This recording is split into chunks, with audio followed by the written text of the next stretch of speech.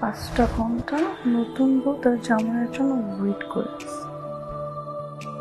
আর সে এখন এসে সরি বলতেছে। এখন কি বলবা?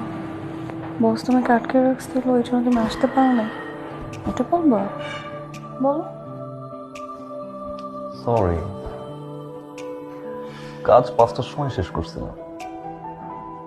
বস একটা ফাইল দেওয়াই দিচ্ছে, বিরক্তিকর একটা লোক। Sorry sorry sorry sorry sorry sorry. আচ্ছা, মা কই? না না না না, মাকে ডাকার দরকার নেই। একটা মানুষ সারাদিন কষ্ট করছে, ঘুমাচ্ছে, শুধু শুধু ডাকার কোনো দরকার নেই। আমার মনে হয় কি, মা যেহেতু ঘুমাচ্ছে, আচ্ছা তুমি আর আমি একটু পার্সোনাল টাইম কাটাই।